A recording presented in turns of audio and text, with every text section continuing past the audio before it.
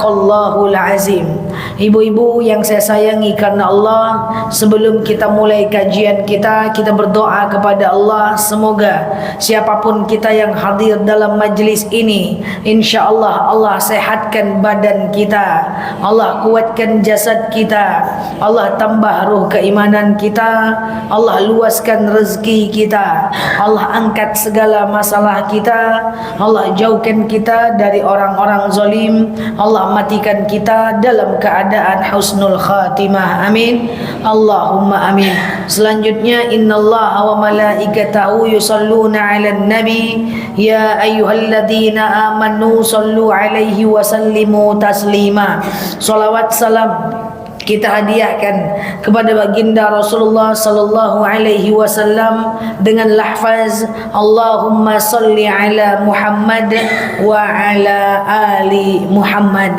Ibu-ibu semua sehat? Alhamdulillah. Kemarin kita telah membahas bab Islam kafah gitu ya. Hablum minallah, hablum minan nas, dan hablum minan nafs. Jadi ada 3 ya. Hablum minallah, hablum minan nas, dan hablum minan nafs. Ya, hablum minallah urusan dengan Allah, hablum minan nas urusan dengan sesama manusia, dan hablum minan nafs urusan dengan diri sendiri. Kita resum sebentar sebelum masuk kajian berikutnya. Jadi 3-3-nya ini harus kafah, harus sempurna gitu ya. Ada orang rajin sholat, rajin puasa, rajin ibadah, berarti hablum minallahnya mantap. Rupanya suka ngomongin orang, berarti hablum minan nasnya rusak. Ada orang kayak gini? Ada yang dia rajin membantu sesama, kapan orang minta tolong dia tolong, kapan orang minta bantu dia bantu. Ya, orangnya friendly, orangnya setia kawan. Rupanya nggak sholat. Ada orang yang rajin ke masjid, rajin ibadah, rajin bayar zakat, dermawan dia, berarti hablum minallahnya mantap, hablum minan nasnya mantap. Tahu-tahu buka aurat dia, berarti ini hablum minan nafsnya rusak. Jadi kalau kita mau menjadi orang-orang yang mantap, ya ayyuhalladzina amanu dukhulu fis silmi kafah, hai orang-orang beriman, masuklah kalian ke dalam Islam secara kafah. Itu salah satu caranya adalah mantapkan hablum minallah kita, hablum minan nas kita, dan hablum minan nafs kita, insyaallah. Baik ibu-ibu, kita lanjutkan kajian kita hari ini.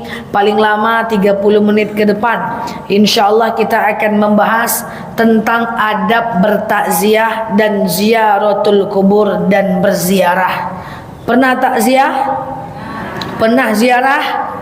Maka kita lanjutkan sesuai dengan hal yang tadi kita sampaikan, adab bertakziah dan berziarah. Kita awali mulai dari mentalkinkan jenazah. Talkin tahu? Talkin itu melepas jenazah.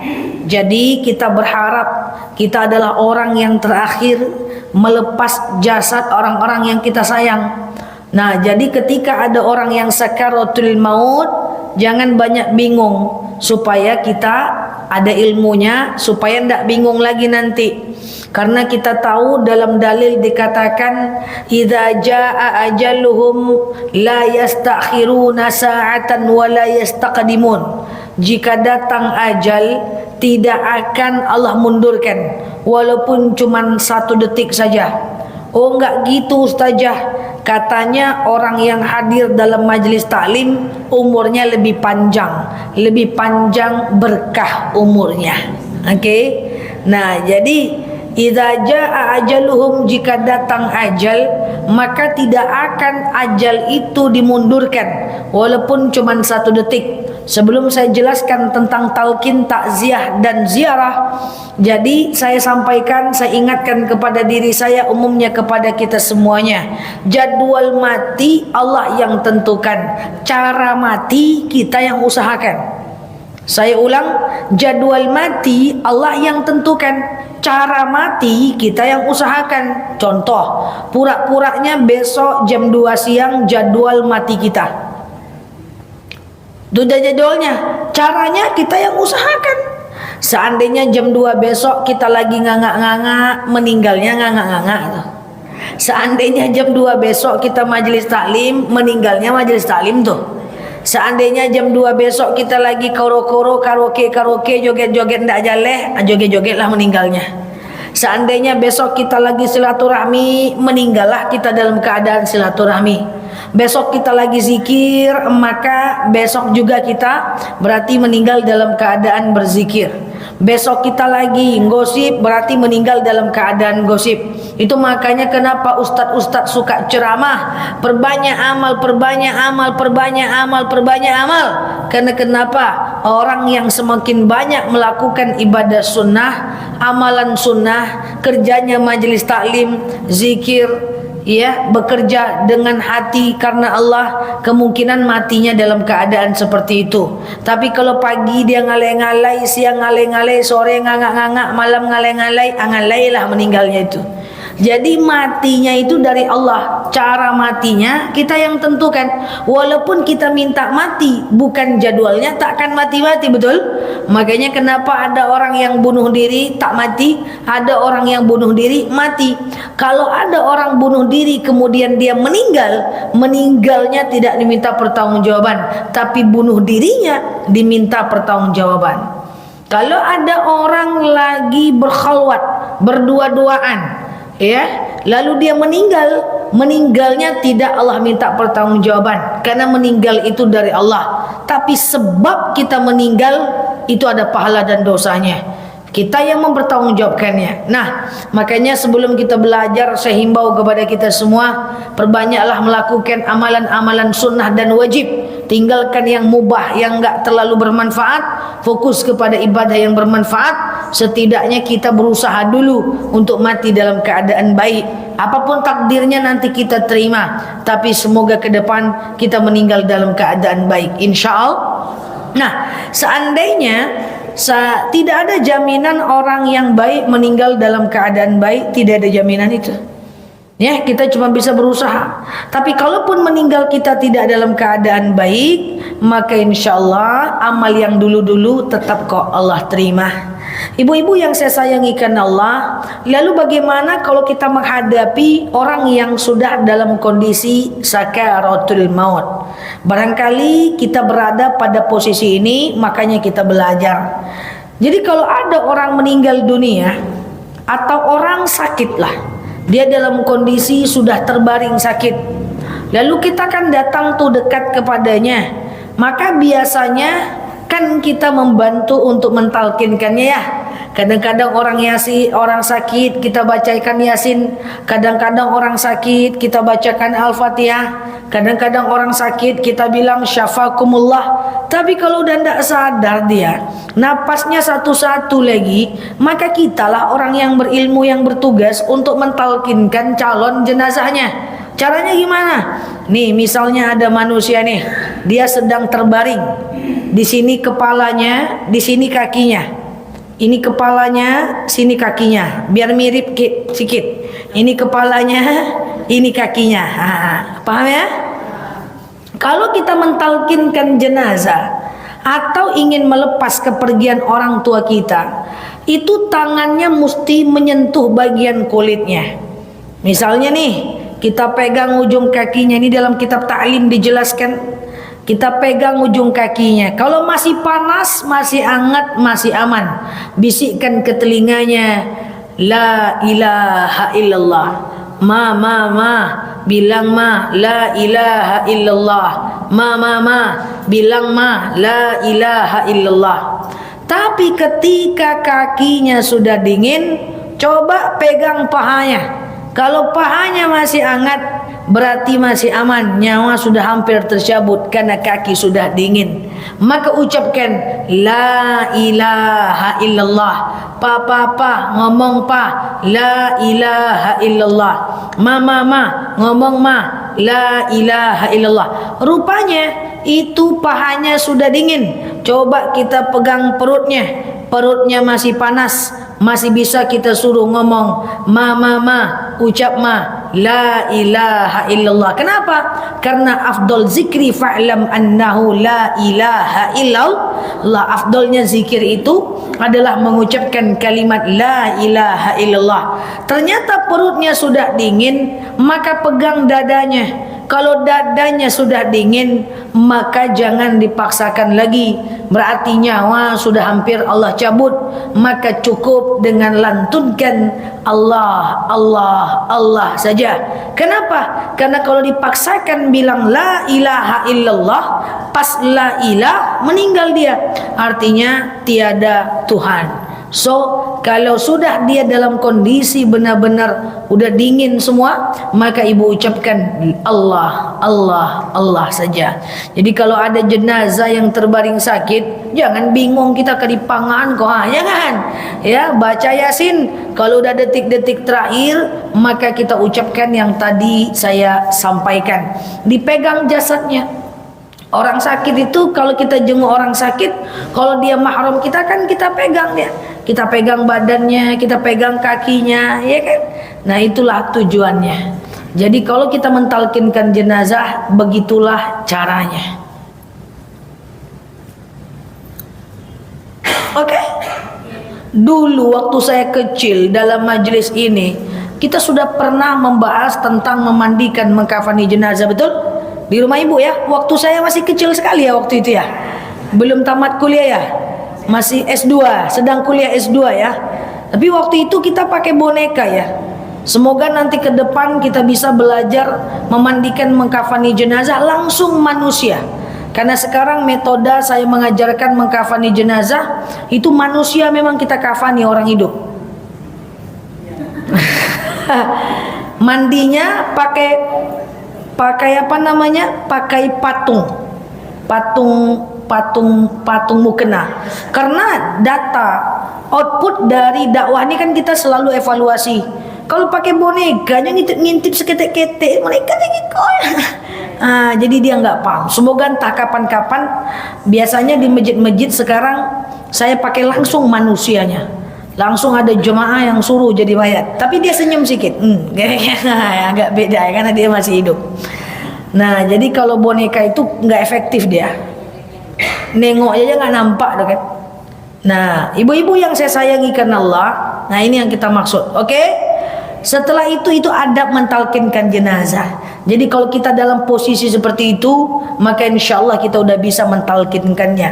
Nomor 2, setelah ditalkinkan meninggallah dia, maka kita bahas yang kedua, adab bertakziah atau adab kalau kita datang bertakziah ke rumah ahlud duka, ke rumah duka. Ibu-ibu yang saya sayangi karena Allah, posisi jenazah sangat dianjurkan itu ketika dibaringkan dalam rumah itu dalam kondisi menghadap kiblat. Menghadap kiblat untuk jenazah itu gimana? Kepalanya yang ke kiblat, kakinya yang ke kiblat, atau apanya yang ke kiblat? Selama ini gimana? Bingung. Jadi gini, kalau manusia hidup, kalau kita mau sholat dalam keadaan baring, kan Rasulullah pernah bersabda, "Shallu qa'iman", sholatlah kalian dalam keadaan berdiri. Fa illam tastati fa qa'idan, kalau enggak bisa kalian duduk. Fa illam tastati fa ala jam, kalau enggak bisa kalian baring miring ke kanan. Fa illam tastati fa mustalqiyan, ya. Nah, kalau enggak bisa ya udah telentang. Nah, ini orang hidup dulu. Orang hidup kalau tidur enggak tahu miringnya ya. Nah, ini orang hidup nih, ibu-ibu. Nah, ini kan kalau orang tidur itu dia misalnya pakai impus, maka dia sholat miring ke kanan. Ini orang hidup dulu nih. Sholat itu kalau nggak bisa berdiri ya duduk. Kalau nggak bisa duduk dia miring ke kanan, bu. Miring ke kanan dulu, jangan telentang dulu. Coba miring ke kanan dan upayakan kanan itu kiblat. Nyadaji orang sholat dalam keadaan miring ke kanan, ini kepalanya, ini kakinya, maka badannya dimiringkan ke kanan, maka usahakan dadanya ini menghadap kiblat. Kayak kita tidur, memulai tidur. Tapi kalau dia nggak bisa, maka dia cukup sholat telentang. Kalau sholat telentang gimana? Tadi ini kepalanya, ini kakinya, sholat telentang, bukan telentang bangunan. Ya, tatilantang, ya kan? Sholat dalam keadaan telentang, kakinya yang ke kiblat, kepalanya di depan kiblat. Nanti dia dikasih bantal sehingga nanti kepalanya ini, wajahnya ini menghadap kiblat. Paham? Paham nggak? Jadi kakinya di sini, kepalanya di sini, nanti naikkan wajahnya supaya wajahnya menghadap kiblat. Kalau dia sholat dalam keadaan telentang, bagaimana kalau mayat yang meninggal? Sangat dianjurkan seperti orang sholat telentang, kakinya ke kiblat, ubun-ubunnya di sini, dan kemudian dikasih sedikit bantal. Kalau enggak gimana ustazah? Rumahnya kecil, enggak apa-apa. Itu cuman keutamaan saja. Paham? Nah, yuk kita mau bertakziah. Pertama, sangat dianjurkan kita untuk disunahkan berwudu dulu. Saya udah bilang wudu itu ada dua hukum. Yang pertama, hukum wudu itu adalah wajib kalau mau sholat, kalau mau tawaf. Selebihnya itu wudu adalah sunnah. Mau takziah sunnah, mau ziarah sunnah, berhubungan badan sunnah, mau keluar mahdir majlis taklim sunnah wudu, mau ke masjid sunnah wudu, mau solawat sunnah wudu, mau silaturahmi sunnah wudu. Jadi hukum wudu itu ada dua, wajib dan sunnah. Sementara mau bertakziah disunnahkan kita ngambil wudu dulu. Kita berwudu dan kemudian pakailah pakaian yang tidak terlalu mencolok, ya. Lalu kemudian datanglah ke rumah orang yang berduka tadi. Nah, ada beberapa hal yang pengen saya sampaikan. Ketika kita datang ke rumah duka, maka jangan melakukan banyak hal yang banyak saya lakukan, saya lihat selama ini. Pertama, ketika datang ke rumah duka, salam orang yang berduka. Kan mayat terbujur, kalau masih ada mayat di sampingnya biasanya ada walinya, entah istrinya, ya kan, entah pamannya, entah orang tuanya, betul? Salami dia. Apa yang kita lakukan, jangan celingak-celingok kiri, ribut-ribut, apalagi selfie-selfie. Cus, update status dulu, lagi takziah nih bray. Nggak usah main-main handphone, nggak usah celingak-celingok, nggak usah. Dan yang perlu dikurangi adalah suka bertanya kepada orang yang berduka. Datang orang pertama, cuman matinya. Datang orang kedua, gimana meninggalnya? Asik menjawab itu aja ahli duka. Jadi boleh kita bertanya, tapi jangan satu komplek itu terus yang bertanya. Yang mesti kita lakukan apa? Salami dia, kembali ke tempat duduk kita bacakan Al-Quran. Kan banyak Yasin yang berserak-serak tuh. Kalau ada orang meninggal, ambil Yasin, diam 15 menit baca, minimal tahlilnya saja. Namanya siapa? Tanyakan, baca dalam hati, khususon ila ruhi, siapa namanya? Ya, kita baca Yasin dalam hati, pahala untuk kita, baik untuk orang meninggal. Kalau ibu mampu, baca kuat-kuat karena ibu berani, mentalnya bagus, baca kuat-kuat biar yang lain ngikut, gitu kan? Kalau ibu nggak berani, ibu baca dalam hati saja, iya kan? Baca atau minimal tahlil, gitu kan? Khususon ila arwahi fulan bin fulan, baca Yasin. Jenazah itu mengharapkan wasilah Al-Quran dari kita, ya. Jenazah itu mengharapkan wasilah Quran dari kita. Atau sekedar kita baca Allahumma ja'al qabrahum raudatan min riyadil jannah. Atau doa jenazah ajalah, Allahumma ighfir lahum warhamhum wa'afihi wa'fu anhum, betul ya? Nah, atau sekedar Allahumma la tahrimna ajrahum wa la taftimna ba'dahum waghfir lana walahum. Itu dibaca, entah Allahumma ighfir lahum, entah. Kalau hum itu boleh dipakai satu orang laki-laki dan perempuan, oke lah. Dia kalimat itu kalimat lebih sopan, lebih santun. Tapi kalau ibu ngerti bahasa Arab, kalau dia laki-laki Allahumma ighfir lahu, kalau dia perempuan Allahumma ighfir laha. Yang itu hafal? Coba sama-sama pendeknya aja. Ha, dia perempuan. 1, 2, 3. Allahumma ha ha wa'afiha wa'fu anha. Stop, sampai itu cukup. Baca aja 7 kali, tenang bentar, kan? Oke, Allahumma la tahrimna. 1 2 ha perempuan. 1 2 3. Allahumma na juroha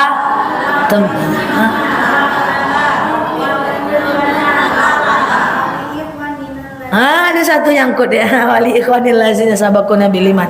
Jadi pendek aja nggak ada masalah. Bacalah 7 kali. Kalau ibu mau Yasin itu sebentar cuma 15 menit selesai. Itu paling bagus. Ya kan, syukur-syukur kalau ada orang yang ikut kita. Ya kan, ada orang datang dia ngikut. Kurang-kurangi nanya-nanya sama ahlul bait. Apalagi selfie-selfie, foto-foto dulu, video call atau apalah. Boleh, tapi bukan adabnya. Semua ada adabnya. Yang saya paling sedih, 20 tahun saya berdakwah, banyak sekali saya tengok ada orang meninggal, mayat masih terbujur, orang rumah tak ada lantunan ayat Al-Quran, bapak-bapak di luar di dalam di tenda ngerokok-ngerokok, ngopi-ngopi, ketawa-ketawa, anak muda lari-lari, bapak-bapaknya hidupkan lampu, duduk-duduk, nggak ada baca apa-apa, mayat terbujur aja. Dan itu sangat menyedihkan sekali. Bilang sama anak-anak kita, kalau mak meninggal bergantian kalian baca Al-Quran, duduk ya, bila perlu gantian tuh selama takziah, gantian baca Al-Quran, duduk sampai mak dimakamkan. Ini sepi aja. Nah itu kan sedih, sepi aja, orang ramai tapi tak ada lantunan ayat Al-Quran. Kenapa diam? Nah itu ya, sepi. Sayang, dia berharap wasilah kan. Ya Allah, saya wasilah, saya baca Quran, dengan baca Quran ini lapanglah kuburan orang tua saya, berhenti malaikat menyiksanya. Insya Allah kalau kita mendoakan pahala kita untuk orang meninggal atau bacaan Al-Quran kita itu, kita akan dapat pahala yang sama. Nah ya, lalu kemudian setelah itu kita pulang dengan pelan. Nah, disunnahkan alaikumus sauda wal baida. Memang disunnahkan pakaian hitam, tidak diwajibkan ya. Cuman jangan terlalu berlebihan. Oke? Lalu kemudian setelah itu kita belajar yang ketiga, cari cara talqin. Sudah paham tadi? Cara talqin sudah paham? Oke, cara takziah sudah paham? Yang ketiga, cara ziarah. Sebelumnya, apa hukum wanita ziarah kubur? Rasulullah SAW pernah bersabda dalam hadis sahihnya, kuntu nahaitukum an ziyaratul kubur ala fadzuruha. Dulu aku melarang wanita ziarah kubur, sekarang aku bolehkan, kata Rasulullah. Suatu ketika Sayyidatina Aisyah radhiyallahu anha pergi ziarah, lalu kemudian ditanya oleh sahabat, oleh sepupunya, "Ya Aisyah, kamu dari mana?" Apa kata Aisyah? "Saya sedang pulang ziarah." Maka sahabat bertanya, "Hei, kenapa kalian ziarah sementara kalian para perempuan dilarang untuk berziarah kubur oleh Rasulullah?" Apa kata Aisyah? "Dulu Rasul pernah melarangnya, tapi sekarang Rasul membolehkannya untuk kami berziarah." Nah, ziarah kubur itu kalau mau dilakukan bagus. Makanya kita ziarahkan ke Al-Baqi, ke Uhud, ke makam Hamzah yang ada di Uhud, Al-Baqi yang ada di Madinah, ke makam-makam para ulama, makam Imam Syafi'i yang ada di Mesir, Husain bin Ali bin Abi Thalib yang ada di Mesir. Kita disunahkan untuk berziarah. Nah, pertanyaannya, kayak mana tutorial ziarah? Yang pertama, usahakan ambil di hari Jumat, karena di hari Jumat amalan kita dilipat gandakan. Yang kedua adalah kita disunahkan seperti tadi, berwudu dulu. Iya kan? Disunahkan kita berwudu sebelum kita ziarah.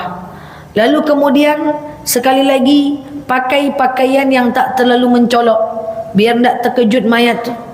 Dia kira dia mau diapain nanti kan? Nah, pakai pakaian yang tidak terlalu mencolok. Lalu kemudian pergilah berziarah. Nanti di lingkungan kuburan itu kita baca apa? Assalamualaikum ya ahlal kubur, ya kan? Atau Assalamualaikum ya ahlad diyar. Oke? di lingkungan kuburan semuanya. Makanya assalamualaikum, kum itu kan rame-rame, ya. Lalu kemudian kita carilah makam siapa yang mau kita kunjungi, kan gitu kan. Sangat disunahkan buka sendal, tapi dulu saat situasi bersih. Sekarang jangan buka sendal, itu cuman adab. Buka sendal ibu kena duri, nanti masuk ibu ke saya, ustazah suka buang sendal langsung meletus kaki saya gitu ya. Nah lalu kemudian ibu masuk ke kuburan itu dengan mengucapkan assalamualaikum ya ahlal kubur.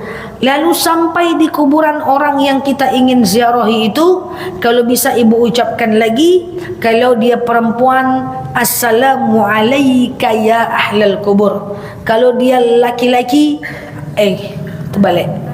Kalau dia perempuan assalamualaikum ya ahlal kubur. Kalau dia laki-laki assalamualaikum ya ahlal kubur. Lalu kemudian apa yang kita lakukan? Sampah-sampah yang ada di kuburan, mungkin rumput liar, mungkin sampah-sampah orang yang pernah menguburkan jenazah di situ, sambil dia minum dia buang mungkin air mineralnya, kita bersihkan. Ya, suatu ketika Rasulullah jalan di antara dua kuburan. Lalu kemudian di antara dua kuburan itu mengikutlah Abu Bakar dari belakang. Ya Rasulullah, maza ta'mal? Kau sedang apa ya Rasulullah? Apa kata Rasulullah? Saya sedang membersihkan kuburan ini. Ngapain engkau bersihkan kuburan itu ya Rasul? Saya ingin meringankan beban siksa ahli kubur. Apa makna? Jangankan membersihkan, mendoakan, membersihkan kuburan saja, meringankan siksa. Lalu kemudian Rasul ambil air putih. Maka kita kalau ziarah kan kita bersihkan. Lalu kemudian kita ambil air putih, gitu ya. Maka kita ambil air putih, lalu kemudian kita siram, begitu ya. Kita siram. Apa tujuannya? Rasulullah pernah melakukan itu dan ditanya oleh sahabat, ya Rasulullah, ngapain kau ambil air putih dan kau siram ya Muhammad? Apa kata Rasulullah? Baginda Nabi berkata, saya ingin memberikan istirahat siksa bagi ahli kubur sampai air ini kering. Maka adat Indonesia tak bertentangan dengan syariat. Kita kan ke kuburan kita bersihkan, ringan siksa kuburnya.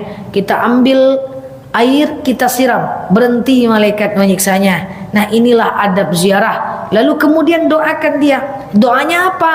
Doanya boleh yang tadi, Allahumma gfirlaha warhamha, atau Allahumma la tahrimna ajraha, atau Allahumma ja'al qabrahum rawdatan min riyadil jannah, atau boleh pakai bahasa Indonesia saja. Apalah ibu mau doakan terserah, asal jangan curhat dengan dia.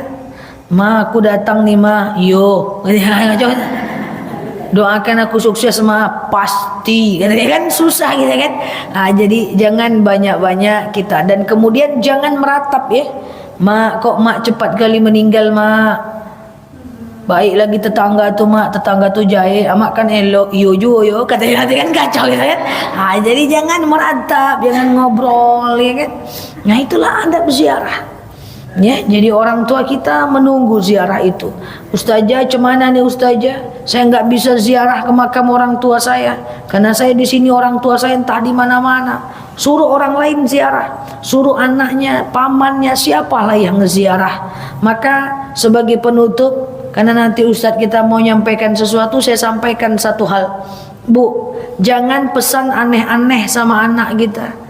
Kita ini banyak saya dapat pengaduan dari jemaah saya kayak gini, ustazah, ya orang tua saya, mak saya, dia pengen dimakamkan di samping makam suaminya, bapak saya.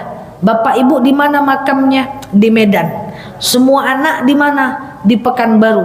Saya bilang makamkan di tempat yang banyak anaknya, biar anaknya nanti ziarah. Tapi mak saya pengen samping makam suaminya.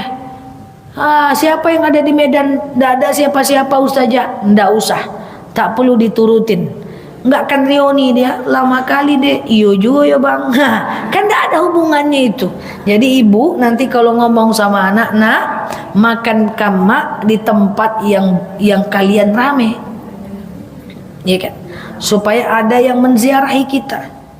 Ya, jadi inilah ceramah tentang talqin jenazah, kemudian takziah, dan kemudian ziarah Kalaulah kita yang duluan, semoga banyak orang yang mendoakan kita, dan semoga amal kita cukup. Banyak-banyak membaca dua doa yang sangat disunnahkan. Yang pertama adalah doa agar kita terlindung dan terhalang sakit sakaratul maut. Doanya adalah Allahumma ahwin alaina fi sakaratil maut. Ya Allah, mudahkan, lunakkan, ringankan aku dalam menghadapi sakaratul maut. Yang kedua, hafal doa ziarah kubur. Allahumma inni a'udzubika min adzabil qabr. Ya Allah, aku berlindung kepadamu dari azab kubur. Makanya sebagai penutup saya berpesan, hidup ini sedikit-dikit berbuat dosa, banyak-banyak berbuat amal. Semoga kalau kita meninggal adalah kebaikan kita berbekas di hati orang lain, di kepala orang lain. Maka kalau kita meninggal, kita berbekas kebaikan kita di orang lain, maka dia akan mendoakan kita. Maka itulah sebab ada dalil khairun nas anfa'uhum linnas. Sebaik-baiknya orang adalah orang yang paling bermanfaat. Apa? Kenapa orang yang paling bermanfaat itu orang baik? Karena kalau orang itu meninggal, maka orang akan mengingatnya. Kalau dia diingat, maka orang akan mendoakannya. Jangan sampai jadi orang yang wujuduhu ka'adamuhu, hilang dan tidak adanya dia, orang tidak kehilangan. Jadilah orang yang bermanfaat sehingga ada orang senang, tak ada orang kehilangan, orang terluka dengan kepergian kita, sehingga banyak orang yang mendoakan kita. Inilah konsep khairun nas anfa'uhum linnas. Setiap orang itu adalah yang paling baik, bermanfaat.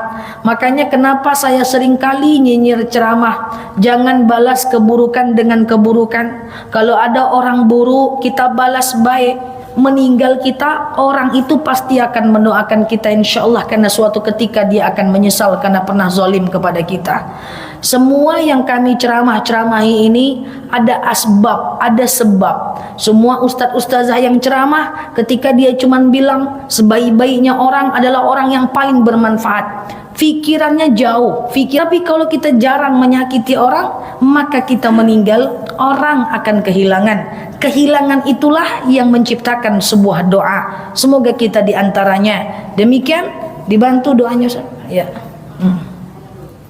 Ada setengah ustaz cara meletakkan mayat setelah meninggal di dalam rumah. Bagaimana dia di kuburannya, begitulah dia ditaruh di Miring. Maksudnya sebelah kanannya kiblat. Itu bagaimana? Kalau orang di kuburan Kan sebelah kanan miring. Ini enggak, maksudnya itu kan sebelah kanan. Ini kan itu kan ini kiblat. Nah, jadi sebelah kanan itu kiblat dia. Nah, sebelah kanan. Kalau orang di kuburan tidak sebelah kanan. Kalau orang di kuburan miring menghadap ke kanan.